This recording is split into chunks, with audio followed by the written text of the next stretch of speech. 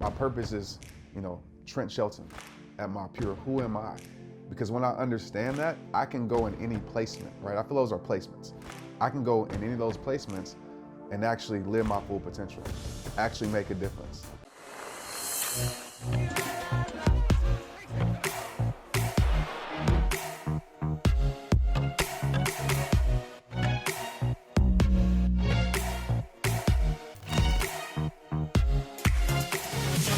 Welcome back, everyone, to the School of Greatness podcast. We've got my man Trent Shelton in the house, brother. Good What's to up, see Louis, you. man? Good to see you, Glad man. you're here. You're looking lean and mean. Thank you, man. Definitely lighter than the last time I was on Last time here. you were here, you're a little chubbier. Yeah, You I look like a little marshmallow man. Michelin man in the house. Yes, man. You've been training hard lately. I have. I like it, man. We got to hang out a few weeks ago in Puerto Rico. Yeah. It's good to do a run with you and a workout, leading the HIIT workout for all of us with Dean and the crew.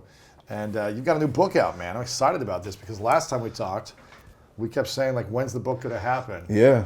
And this is called The Greatest You. Make sure you guys pick it up. Check it out. It's out right now. You guys can get it. Face reality, release negativity, and live your purpose. Yes. And you've been inspiring people for, 5-6 years now with your online content, or longer now? It started 10 years ago in 2009, but I would say 2011 is where I got really focused. And it started to kind of really take off. About 2012, yep. Now you got over 10, how many you have? 10 million on Facebook? Right at 10 million on Facebook. And a couple million on Instagram and everywhere else. It just keeps blowing up. And Yeah. all your videos seem like they have 100 million views. Just like you're really intentional about your message and you speak to people's heart. And I think a lot of people are struggling right now, and you bring this voice and this message because you've been through the struggle as well.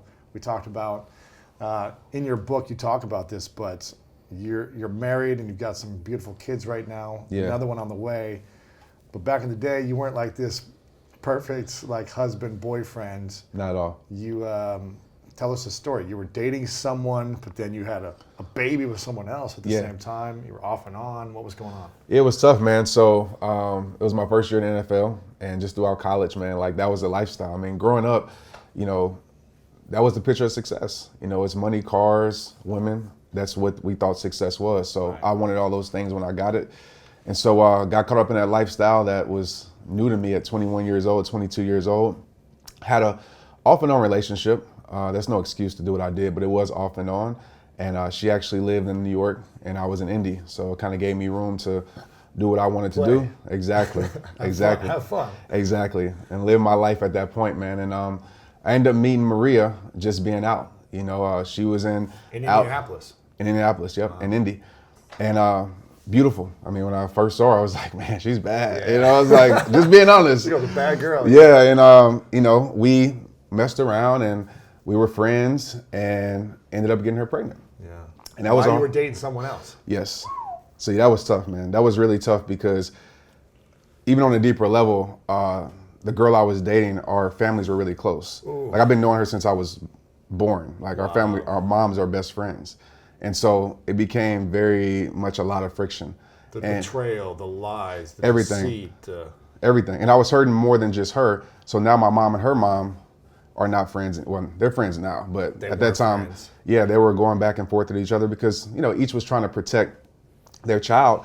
And it was like the first time I had to face reality. Like, there's things you can run from, there's things you can hide, but like a pregnancy you can't hide. You can't hide from that. And I'm asking my homeboys like, hey, what should I do? They're like, man, don't worry about it. Don't tell her now. Just let it blow over. And I had to face my reality, man. I was like, I can't keep living like that. Like, let me face it. And I faced it, and it was bad. It was really bad. What happened when you faced it? When you told the girl you're dating? I told her, and I actually got kicked out her apartment at the time, and I had like instant karma. I was trying to fly back to Texas, and it was like a snowstorm in New York, and I got stuck in the airport that day. It was bad, man. Oh man. So she's screaming at you. She's upset. She's hurt. Yeah, it was bad. It was very bad.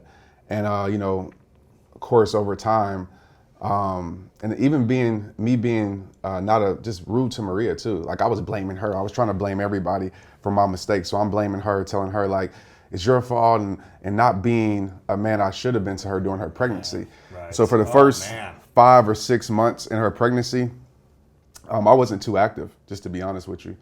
And wow, I had a wake up call because I had no excuse. My father was there for me my whole entire life. I grew up in a good household. And I was like, man, like I'm about to have a son, and I refuse to be that guy, no matter what the situation is with his baby mother, use that as an excuse or a reason not to be in his life. And so I had a conversation with Maria and I said, listen, we don't have to be together. We don't have to like each other, but let's make this about our son, Tristan. And we both agreed on that. And we came to an understanding. And as time grew, we grew closer to each other and we got to really know each other and peel back all the layers of our past and everything. And I mean, we're married now for 3 years, going on 4. Wow, man. So how long were you together with your first child, just being, co-parents? Not being together, but just parenting. About 7 years. 7 years. Yeah, Tristan's 10. Yeah, about 7 years. Wow. So you weren't together in the 7 years. You were just off and on. Yeah, parenting off and on. So probably about 3 of those years we were together. Okay. 3 of those years together. Why'd you break up? Well, no, we didn't break up. So the first 4, right? We were just friends, off and on, like friends, enemies, parent, all of that stuff. Just the emotions, and then we just finally came to, I feel like a mature place, because we were young, a mature place, and then we put all our differences aside, and we realized like we really had chemistry and love for each other, and we got to know each other on a deeper level, and then that started our relationship, and we've been together ever since. Wow. Okay, so 3-4 years ago, you started the relationship. Yeah. Where you've been together. Yep. Wow. Did you get married too, or no? When? Did you get married too then? No, that was we got married 3 years ago. 3 years ago. That's when you gotcha. Yeah. Okay, so you got together, got married, and then you had a second child. Now you have a third one on the way. Is that right? Yep, third one on the way. It's amazing, man. Yeah. We definitely I tell people all the time, that story definitely beat the odds, man. Just of having to go through that. So I understand like co-parenting, and when I talk to men, I understand like having the troubles, because Tristan, he lived in Indianapolis for a while, and like I was in Seattle playing, and I was in Washington, and it was funny, like every time I would bring them in to try to make it work, I got cut. So it was like, is this like not meant to be? And even being in Texas, being away. So I understand that, but also like I really wanted to fight to be in his life, and it wasn't about making a relationship work for Tristan though at the same time, because I knew that wouldn't keep us together. So we had to love each other and know each other kind of despite Trist. You know what I'm saying? A lot of people, friends, you had to love exactly, each other. because a lot of people will get into relationships or get married because they have a kid together, and they think that's the kid's going to keep them together, and that's absolutely not, right? It might bring you together, but that child or children cannot keep you together, and we knew that. So we have to figure out like, what's going to keep someone together? I think in a relationship, just first of all, connection and selflessness, and really understand that you really love that person. Like, not because that's your baby mom or your baby dad. Of course, that's a factor, but I love you for who you are despite anything else, right? Anything external, I love your internal self. So we have to realize that and really come to grips with that. When did you realize like, oh, this isn't just my baby mama that's co-parenting, but this is someone that I truly have feelings for, or love her soul? When did you realize that? The moment, I can't remember the exact feeling or moment, but I know it was around the time when she had moved down, and she said, it's so funny. She moved down to Texas. She moved down to Texas, and she said, it wasn't for me, right? That's what she said. And she still stands by this by that day, but she moved down to your city. She moved down to Fort Worth, because Indy, she felt like, no against anybody in Indianapolis, but just Fort Worth was a better opportunity.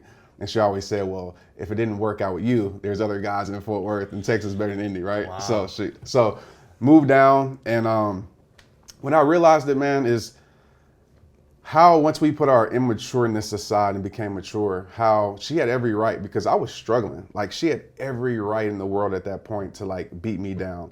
I really could barely provide for my child, because I'm playing arena football. I mean, you know how that is, right? You know that check. When was this? This was in probably 2011, something like that. Oh man, yeah, you're making it probably $1,000. Yeah, this wasn't like the old arena football, right? Like, yeah, exactly. 500 a week, maybe. Exactly. Definitely. Gosh, for man. the love of the game at that point. Oh man. So I'm struggling with that. I'm trying to train kids on the side.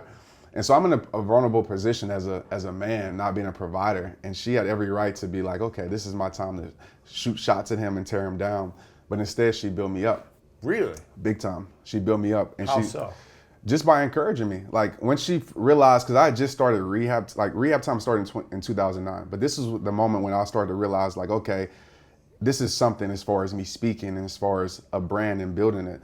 And so she was there at the beginning with me making T-shirts and helping me write every single name on a package and going to the post office, all of that. in that moment. And she was there for you even when you weren't together. Big time.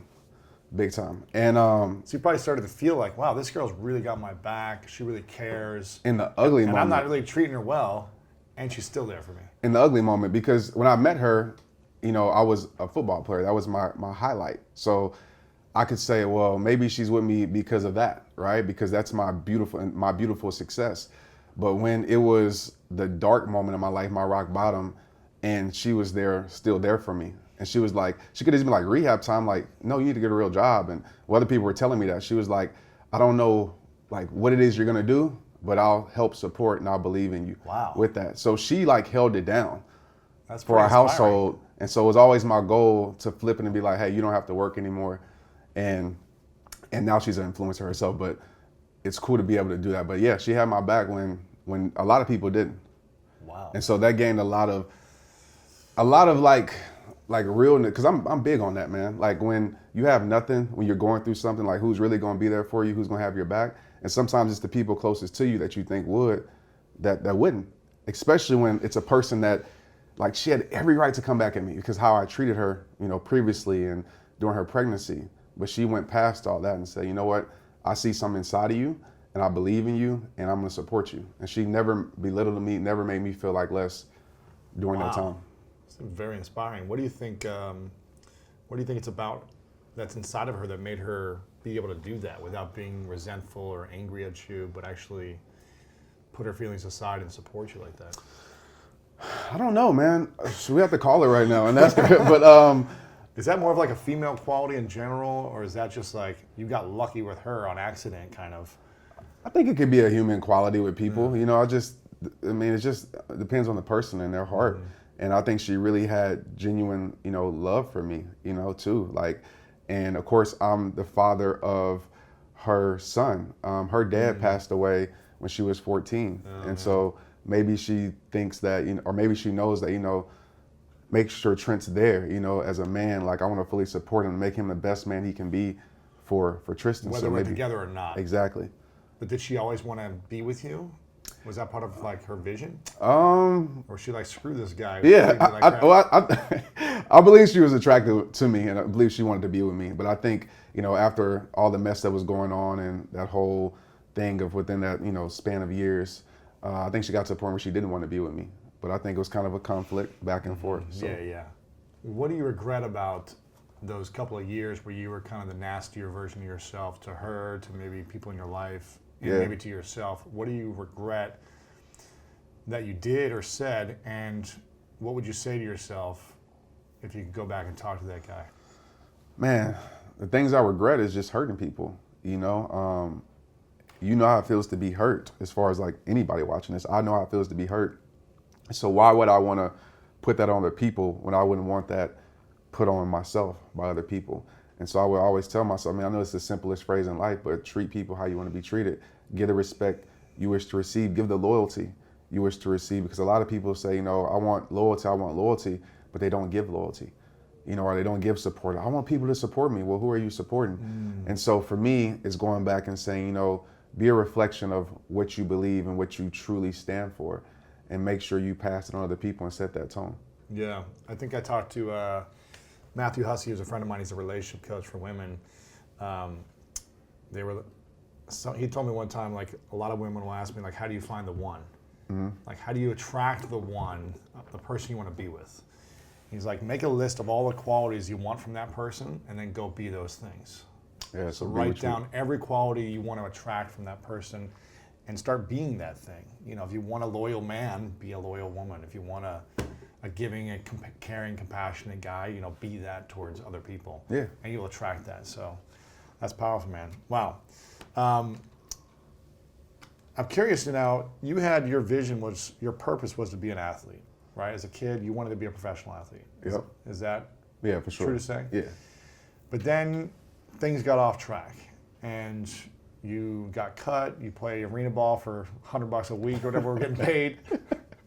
Then whatever happened there, did you get injured, or did you just decide this is not worth it anymore? Well, what happened, you know, they had the UFL at that time? Yeah. So I got signed to the UFL. So I left arena, got signed to the UFL, like which weeks, never months. happened, Yeah. right? It folded, and then that's why I was like, all right. And then I went and signed again with the Voodoo, but I never made it to the Voodoo's training camp. Team, yeah. Yeah, I never made it there. So you just were like, okay, I'm not playing anymore. I got to figure out what to do next. Yeah. When someone has a purpose or a dream that they pursue and they get a taste of it, and then their entire identity shifts into something else, how do they figure out what their purpose is now?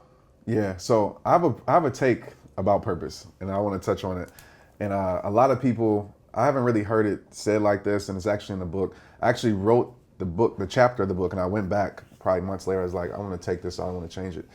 And so I get that question a lot, right? How do I find my purpose? And my thing is this: I don't know if purpose is something that you necessarily find. You know, I don't know if the world has your purpose, right? I think we go like, where is it at? Like, is it down the street? You know, who has it? And so I think when we look for it like that, we can end up lost or finding something that might be a pretend purpose or something that our wants like are really wanted, and we say, okay, this is my purpose now. I think you are purpose as a person. That's what I've been saying. When I said that, it kind of changed my life. So I say I am purpose. You were born on purpose. I mean, of course, you know the nerd statistics about like the chance of you being you, it's like 0% chance, and your parents have to come together, the sperms, whatever. So like, I'm like, if you're looking for a miracle, you're that miracle. It's like, do you realize that? So you are purpose. And when I really embodied that and really like understood that, I realized that my purpose isn't rehab time, because that can be lost. My purpose isn't football, because that can be lost. My purpose is, Trent Shelton at my pure who am I? Because when I understand that, I can go in any placement, right? I feel those are placements. I can go in any of those placements and actually live my full potential, actually make a difference, actually use my life to bring betterment in this world. And so that's helped me in the process of not getting attached to something and allowing something to become, a temporary identity. So I literally can leave here now and be that purpose. I can go talk to somebody outside.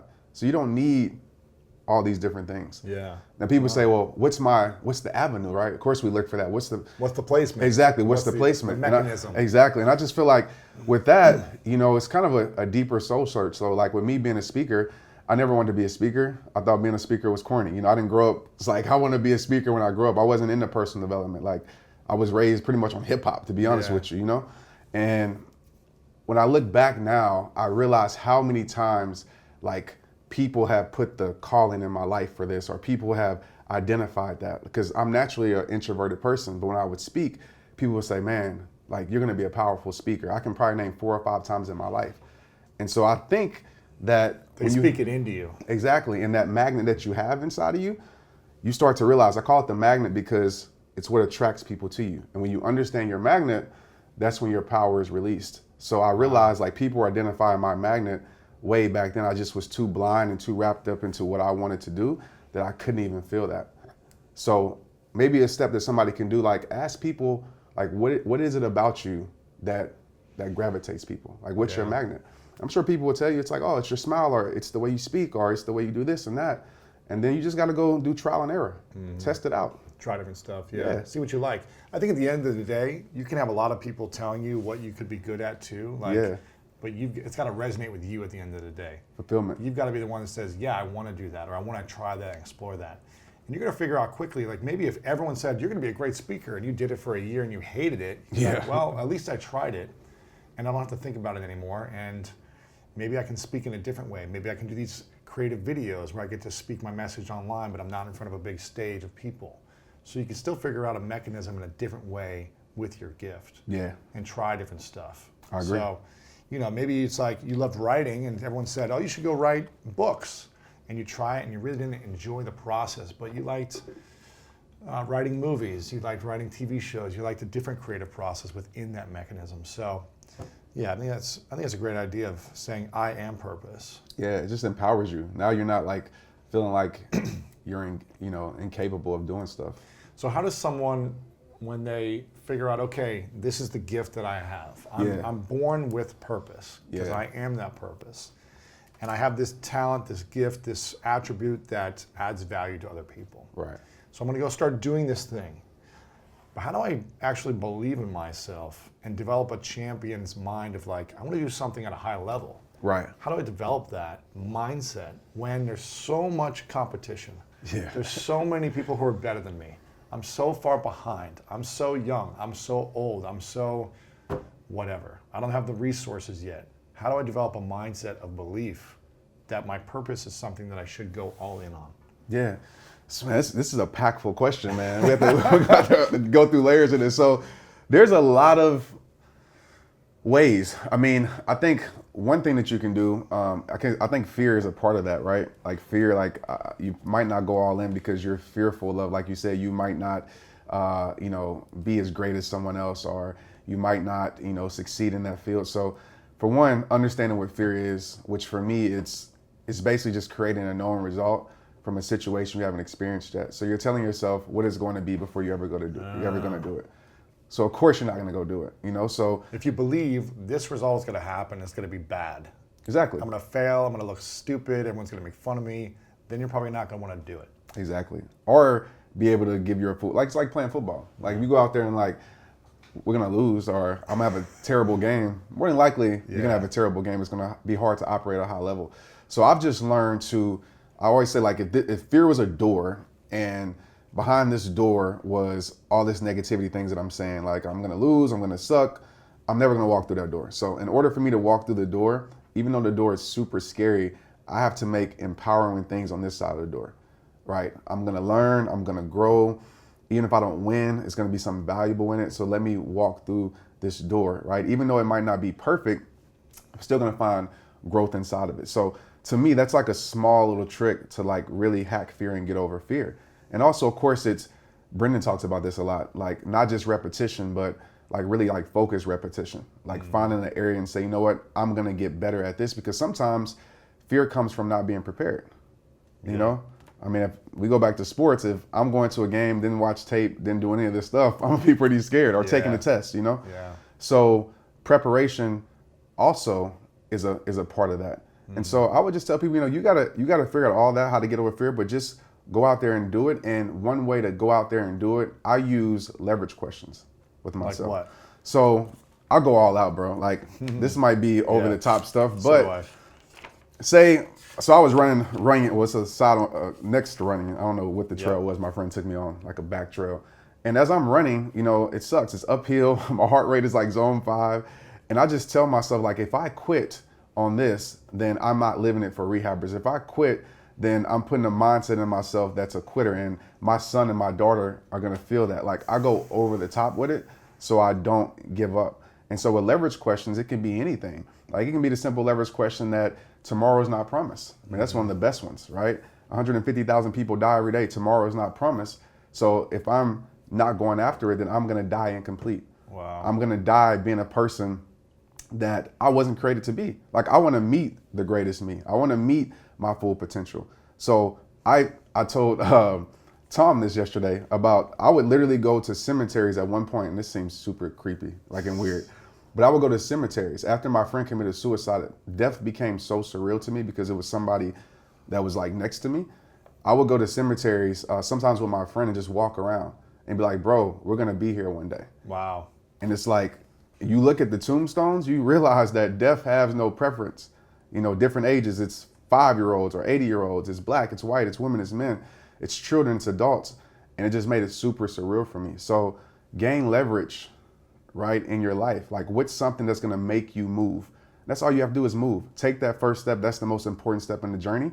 And listen, you're gonna fall on your face, you're gonna be embarrassed, but everybody who's experienced greatness has been through that. You didn't get through 100 million downloads overnight, right? I'm sure you went through things. You probably had podcasts. You're I'm throwing this one away. When I first started, right? So go through that and study people who've been through it to give you that confidence. Yeah, that's good, man.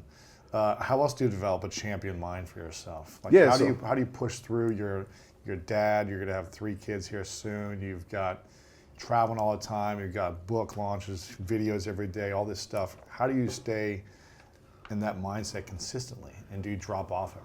Yeah, of course I drop off. Besides last year when I saw you 30 pounds heavier. Everybody knew I dropped off. I posted a video yesterday Trent, you gained weight. I was that's from last year. So, but I, of course, I don't have perfect days. You know, I'll be the first. I have days where I'm lazy. I have days where I have times where I doubt myself. All these things. So everything I talk about, like I practice it myself. Sometimes when I'm making video, I'm preaching it to myself.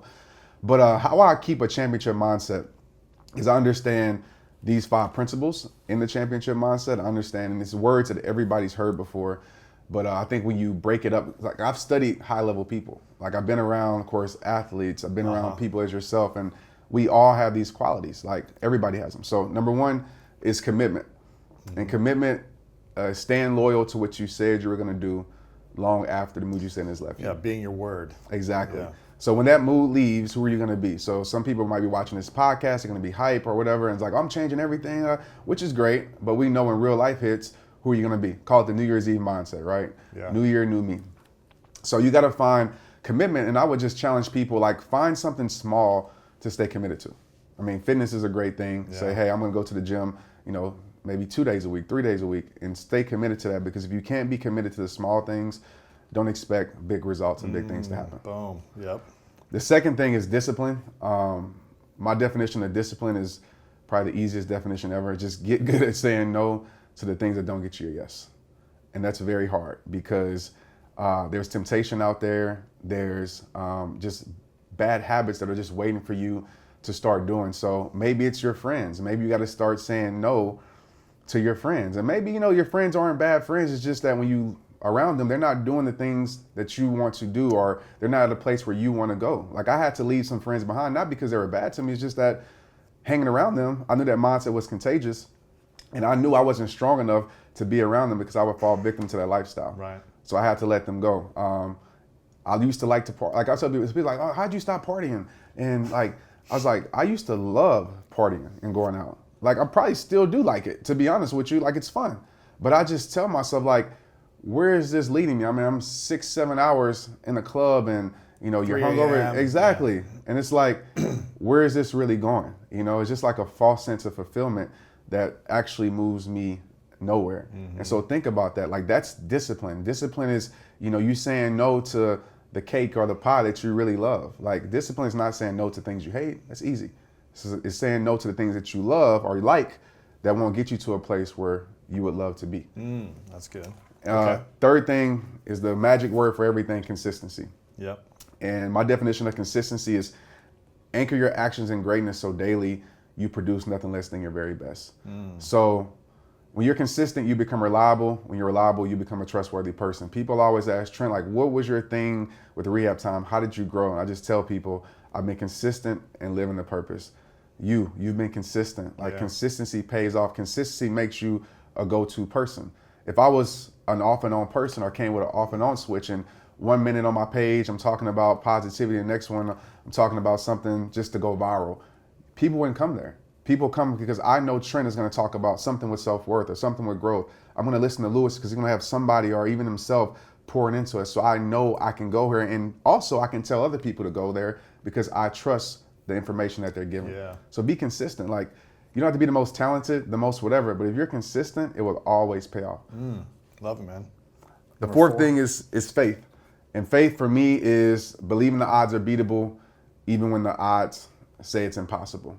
And that's simply faith. Faith is just knowing that even though you can't see it, right? Even though it's not right there in your face, it's going to happen. It's the gardener's mindset. It's being able to plant a seed and water the seed, and you know, you're taking care of this seed, and you don't see the growth happening on top of the surface, but you have the mindset, you have the knowledge to know that if I'm doing these things, if I'm putting in the work, if I'm, you know, creating the right habits, if I'm making the right sacrifices, there's growth taking place that I can't even see. And then one day, boom, right? That fruit or that crop comes up. I learned that from my grandpa because I was so impatient with it. I'm like, we just planted like yesterday. Where is it at? And then next week, and then I have to come back to visit him. And then finally that crop would be there. And he always told me, it's like, there's something going on beneath the surface, growth taking place that you can't see. And you have to know that growth is happening even when you can't see it.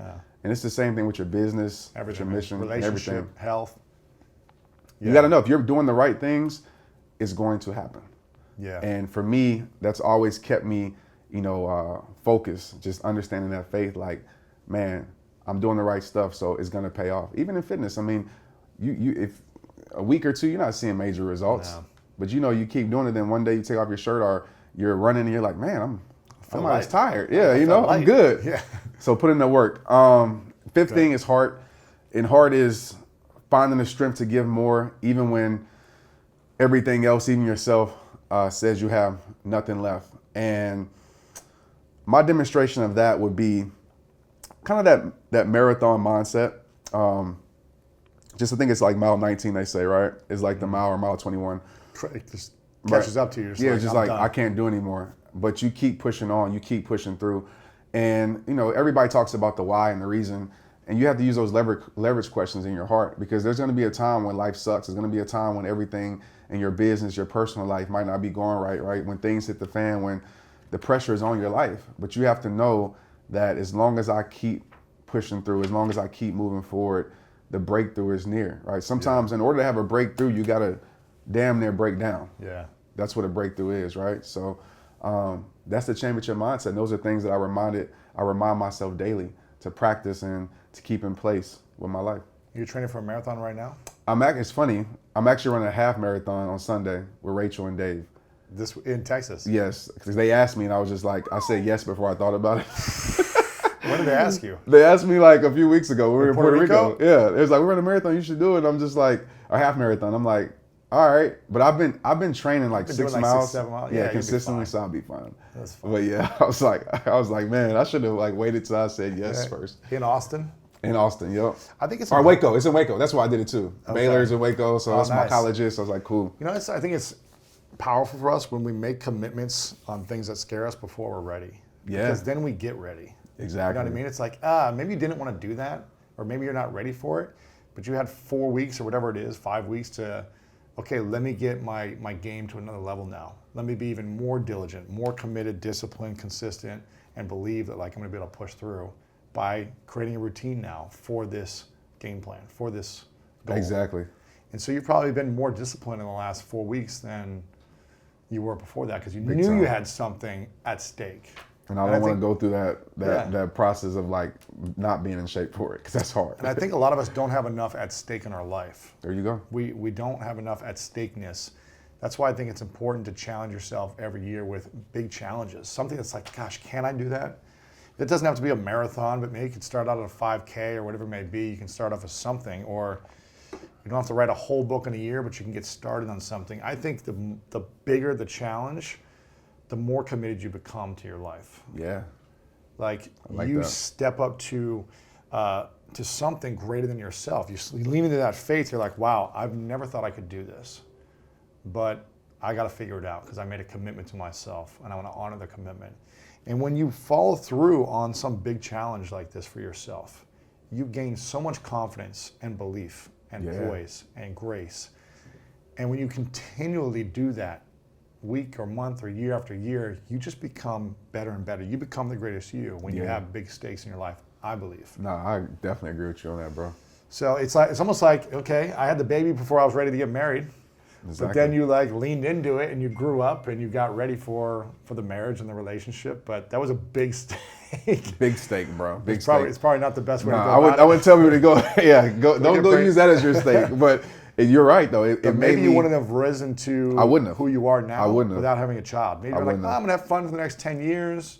I wouldn't have. gonna I can play guarantee around. you, I wouldn't have. You're right. I mean, absolutely. I've said that. Like, Tristan made me like really become a man and man up, because my life became bigger than me, and somebody else's life depended on me. Like, for the first time, of course, you have your brothers and your family, but like having somebody directly that's your responsibility, like it made me man up. It made me look at myself and be like, I don't know if I ever told you this, but like the first thing that I told Tristan, he couldn't talk, but I told him in my head, I don't want you to grow up to be like me. And that like hurts as a father. Ooh. You know what I'm saying? And he's gonna, the whole saying, listen to what don't do it as I do, listen to what I say, whatever Yeah, that thing. Like, okay, like no kid ever does that. They're literally watching what you do. Your example. So you need to become the example that you're speaking into. And everything. And even now, like, I like to see him watch me, hey, Dad, where'd you go? I ran 6 miles. And just planning that, I'm doing this, I'm working. So he's seeing that, and he's seeing that example. So now, he wants to go do more. He's seeing what it takes. I'm like, I don't play sports no more, and I'm having to do this. So you want to make it to NFL? You better start getting on it, But now he sees it in me. I'm not just talking it. I'm living. And that's the best way of influence, is to actually be like an example. You talk about burning bridges. Yeah. Why do we need to burn bridges in our life, and what does that mean? Yeah, so let me be clear about this part. You don't need to burn every bridge in your life, right? If there's an argument, there's something that, like, don't burn certain bridges, but there are certain bridges in your life that lead you back to destruction, that lead you back to pain, that lead you back to a toxic place in your life. Those bridges that don't serve you, you have to burn them. Because if you don't think you're so strong that, you can, I can have this in my life. I'm strong enough not to go back here. No, you got to let it go. You have to literally, like, burn up the boats, right? And let it go. So what are those bridges in your life? Maybe it's friends. Maybe it's habits. Maybe it's addictions. Maybe it's your mindset. You have to burn those bridges, because when you do that, you have no choice now but to move forward and build the bridges in your life that need to be built. Like, I wouldn't be able to build the bridges that I built with you, that I built with other people, if I would have had these same bridges. I can promise you, because I wouldn't be in this world. My mindset wouldn't have brought me into personal development, wouldn't have brought me into doing what I do now. So I had to burn certain bridges. What can people do to evaluate those parts of their life? Should they write a list of, like, their closest friends, family, of, like, habits? Like, what are the things they should be thinking about? So a simple thing that they can do is write a list of, I always say, if it's people or habits too, write a list and just put a D or E by it, right? A D is for drain, an E is for energize. Yeah. And that's it. And so if somebody has, I say, like a CD, like consistently draining you, then those people don't need to be in your life. It's just facts. If somebody's consistently draining you, if they're never pouring nothing into you and you're always pouring into them, you're going to be empty, right? A relationship should be reciprocated. It should. They should pour back into you. So are they consistently draining? Now, you're going to have people in your life that drain you that need to stay there. You're going to have that. But there's people in your life that are, consistently bringing drama, gossip, problems to you. Like, you're never happy, you're never fulfilled around them. You have to let those people go. And then the energize is, are these people bringing energy to my life, positivity into my life, bringing growth into my life? Even though they might not tell me everything I want to hear, they're telling me things that I need to hear. They're challenging me. They're making me see a bigger vision. Like, when I talk to some of my friends, like, and some of my peers, I don't want to hear what they have to say sometimes, because it's exposing me. But I love that, because I know in that exposure, I have to grow from it. Yeah. So that's an easy way to do it. Just make a list of the people in your life first, and then maybe the activities in your life, the habits, the addictions, things like that. Instead, does this give you energy or take energy from it, drain or energy? I like that. In a great way with your friends, check your text messages, your text message groups. Like, I literally had to realize that a lot of my text messages with certain people, like, I would do the history. I would just look, see what we're talking about. Nonsense. Didn't go anywhere. And then I have a group of people where we're talking about goals, growth, family, things that meant something. Everything. So I said, I want more of these conversations in my phone and less of these. So you can tell a person's lifestyle by their text message threads. Straight up. Wow. Look at your texts. I like that. Okay. Now, you've gotten to a place in your life, it seems, where you've got such clear energy. I mean, since last time I saw you, you're no longer marshmallow man. You've got, like, clarity in your face, like your skin is different, your eyes look different. You've got this energy and this focus. You've got, this book coming out, The Greatest You. You've got 10 million plus people following you and listening, hundreds of millions of views. Family is healthy, thriving. What's the greatest challenge for you at this point in your life to get to the next level? Or what do you face? Is there a demon in your life? You've practiced these things for a decade. You're on top of it. You've eliminated all this stuff. What do you do next? Is it, just maintain this, or are there new demons or challenges that come up for you? Oh man, it's a deep question. Let me think about that for a minute. The real demon. What is the thing that challenges you? Maybe it's in your marriage. Maybe it's with your kids. Maybe it's with family. It's comparing yourself to other people. I don't know. What's the thing that you struggle with in your mind that you constantly have to play a game with yourself to say, no, that's not what I want? Probably, I don't want to say comparison, but I think the growth and success thing, like, for me. So what I mean by that is, I gotta figure a way to like really word this. This is a great question, and I'm glad you asked it. So for me, it's always making sure. So I'll paint the picture like this. Of course, growing up, my definition of success was totally different now, right? It was making money, being exactly, famous. Exactly. Yeah. So even with that part of it, it's like I have a business, I have employees to take care of, right? So of course, making money, you have to make money if you have a business or you won't have any business. But for me, it's, of course, I'm getting this massive growth, and I feel a lot of times it's, it can take you to a place that you don't want to be at, right? That resistance. Like where? Just from the standpoint of, I wouldn't say doing things that are against your morals because it's not that deep, but the celebrity, the attention that you get, like all the extra stuff that I don't care anything about.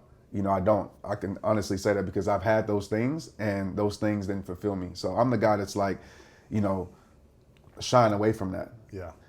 So for me, it's like, I think it's just that part of it is like being content with, I'm trying to word this right, bro. This is tough. Being content with where I'm at, right? And realizing what life is about.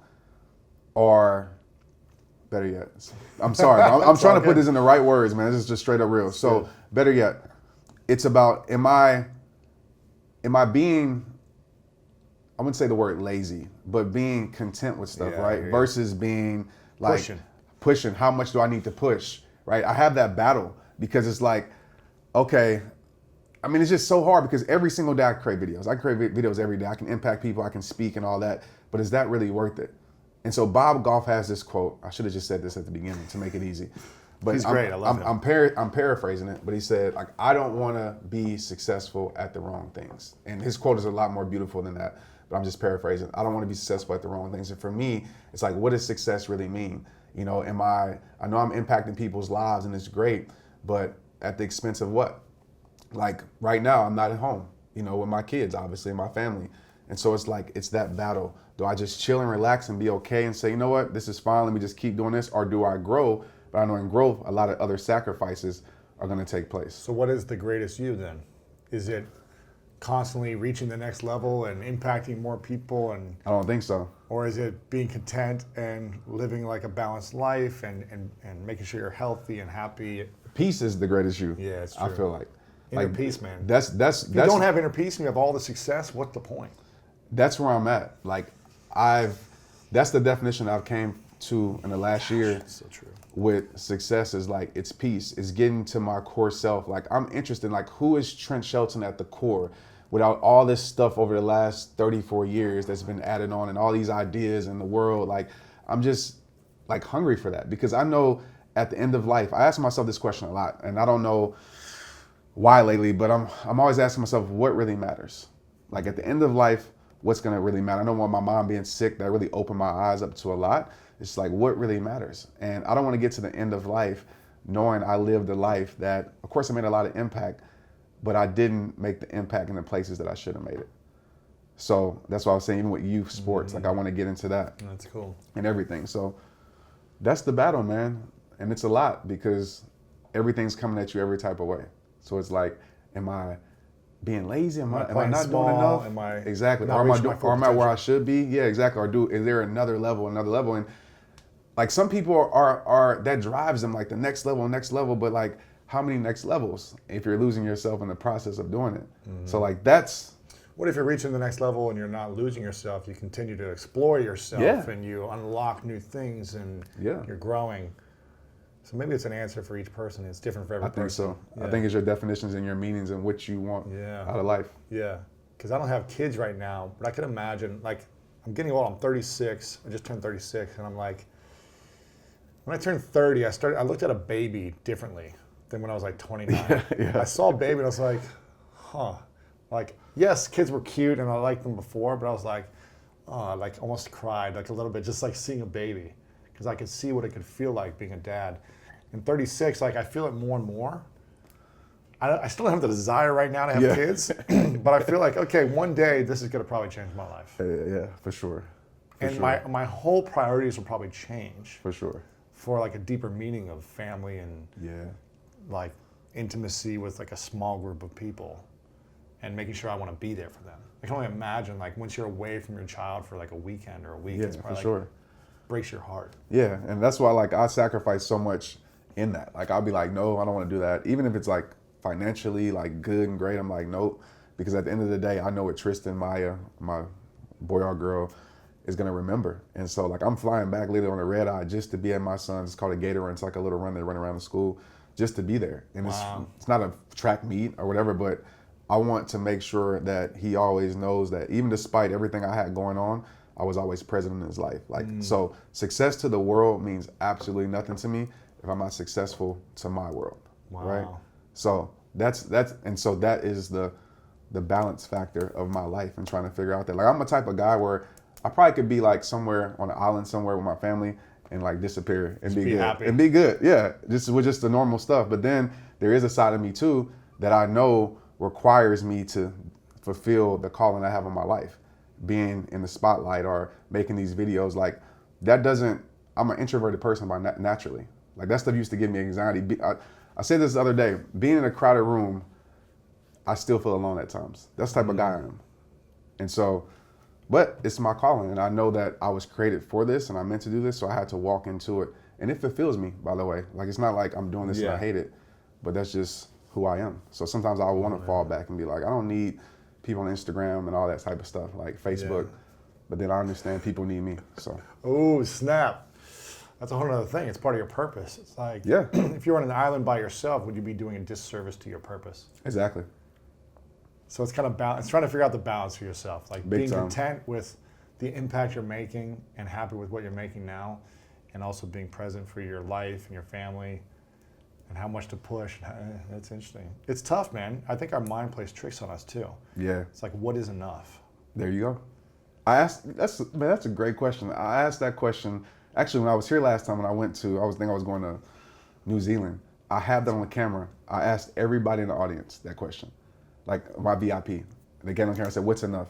And everybody gave their different answers. Yeah, like what's enough money in your bank account? What's enough impact? What's enough? And will it ever be enough? J. Cole tackles that good. I don't know if you saw that video of J. Cole, but he talks about that. Like he talks about like the basically like being a hamster on the wheel and just like the run for the next level and next level this, you know, you get this money, next level. And he has a great video about that. I feel like it'll never be enough in the sense of I'll always want to give something to humanity. Yeah. Like I'm always want to be working towards something to help people. Whether that's helping 2 kids at a youth program, coaching them as opposed to trying to coach the world, or if it's continually impacting more and more people or serving people through a product or a service or whatever it may be. But I feel like even if $1 billion just planted in my bank account, I would still want to do something for people. Yeah. I don't know. It's not necessarily about the money anymore now that I've got money, but it's about showing up every day and knowing that I'm here for a reason and fulfilling that I am purpose. Yeah. Contribution. Yeah, the contribution. And otherwise it's like, what's the point? So it's not about like what is enough. It's like, how much are you willing to give? How much can you consistently give? Yeah. I don't know. I think that's. Or you can also make sure you're present for your family and the things that matter the most. So you're not just giving all your time and energy to strangers, but how much can I give to my family? How much can I give to myself? How much can I give to others? Yeah, I prioritize, like my top priority like is peace. And it takes, and I know I lose a lot. I feel like I lose a lot of gain in the external realm of stuff, but I prioritize my peace. That's smart. So how can I have peace in my heart, and how much can I give with peace in my heart, maybe? Yeah. It's like, once I start to feel stressed and overwhelmed, then I need to pull back and go back to peace. Yeah. Maybe that's the balance. Yeah, I think so. Because inner peace should be the focus. Exactly. I mean, without it, life is, yeah. How often have you felt a lack of peace in the last 12 months? Maybe a few times. Yeah. I'm more like a day or two, maybe. Yeah, I'm more conscious of it and what I want with that. Like, I set my day up for that. Like, I mean, I literally set my day up like before 12. Like, my family knows that it's like my time, like just for me, because a better me. Because at first my wife was like before 12, like I said, you can call me obviously, but like let me take this time for me so I can come back home a better man for you and a better father. Because if I'm frustrated, if I'm not, as I do my 4 A's, as I call them, and take care of that and get my workout in, I'm gonna be not the greatest me I should be for you. So let me be the greatest me. And so I love to give people their alone time, their self-care time, to be positively selfish, so you can come back a better version for me. So I'm like, okay, cool, go to the spa, like do that, please. So when you come back home to me, you know, you're refreshed, you're at peace, and it makes it better.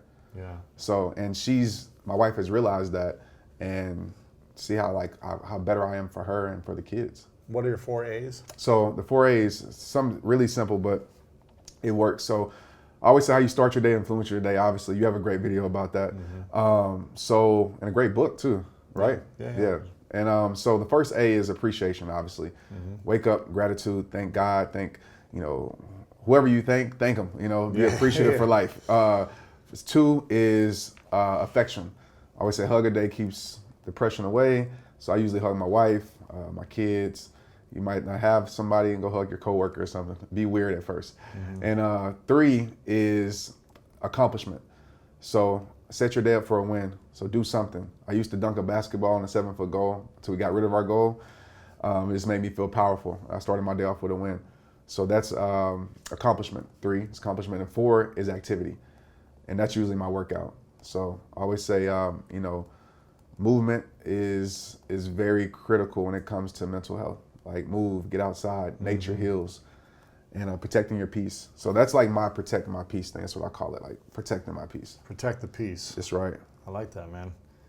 And I think everyone should be focused on themselves first. Otherwise, you're not going to have anything to give anyone else. Exactly. I love that. Protect the peace. Why can you dunk on a 10-foot rim or no?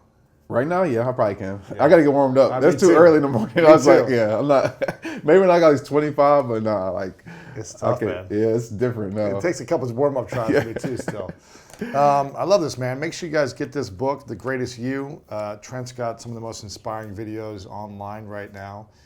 And a lot of other friends with Jay Shetty and Princey and a couple other guys, but you're in the top of inspiration with everything you do, man. So make sure you guys check this out, The Greatest You. Follow him on Instagram, Facebook. That's where all of his videos are. Are you on YouTube too? Yeah. You put him there too? It's just Trent Shelton? Yep. Yeah, so make sure to check all that stuff out. I think I asked you the 3 truths last time, but I'll ask you again. What if you could leave the world behind with only 3 messages, 3 lessons, and no one had access to your content anymore because you had to take it all with you when you die? So you create billions of video views with all these great messages, books. You create everything you want in your life, but at the end of the day, you take it with you. You can't leave it behind, and you get to leave behind 3 truths.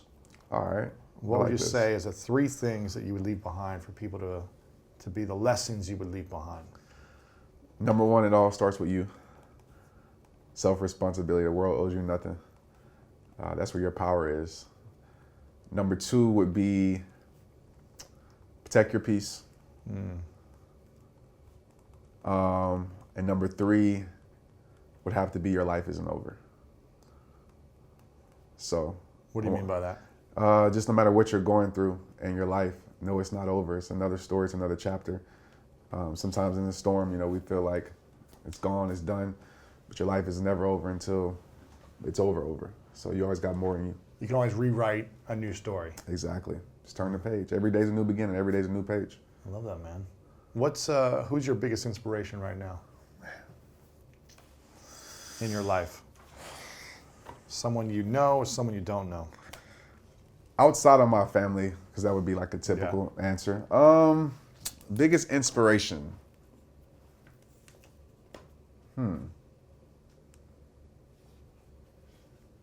J. Cole. Yeah. Who is J. this? Cole. Huh? Who's J. Cole? You don't know J. Cole? Maybe I've seen. You know J. Cole. Maybe I've know J. Cole. Maybe I've seen videos or something, right? Maybe I just don't know the name. Okay, well, he's top rapper. I mean, outside of Drake, okay. Kendrick Lamar. I'm sure I heard the music. Yeah, for sure you heard it. Yeah, okay. for sure you heard it.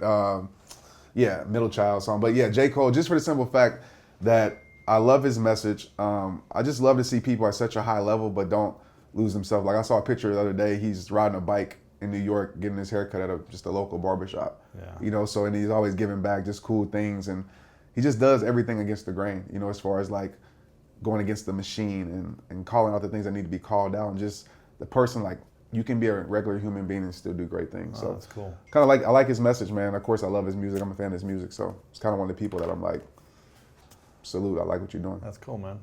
Well, I got to acknowledge you, Trent, for showing up, man, and constantly improving your life. Because last time I saw you, you're still doing big things, Yeah. but I see your health at another level. Getting to meet your wife, it was cool to just see that, you know, you haven't let this success and the fame and all the people following you and praising you hold you back from like having this strong bond with your wife. You were just on FaceTime before we started. It's like, I love seeing men keep a tight bond with like their family. It keeps them grounded and like keeps the focus. So I acknowledge you for all that, man. I acknowledge you for doing the challenging thing and writing a book. It's not easy. And for everything you do, man. You're setting an example for running distance. It's not hard, man. All the stuff you do is not easy. So I acknowledge you for not allowing your success to make you lazy necessarily on your health and your relationships and things like that. And not taking the easy way out, man. So thanks, man. I acknowledge you for all that. Make sure you guys get the book. Follow Trent. Trent Shelton. Is that Trent Shelton or Rehab Time? What's Trent Shelton, but I mean, you want to follow Rehab Time too. But Trent Shelton. Trent Shelton's my main handles and everything. Final question. What's your definition of greatness? What's my definition of greatness? You doing what you're created to do. I think that's greatness. And being who you're created to be. T-Money. Appreciate you, In the brother. house.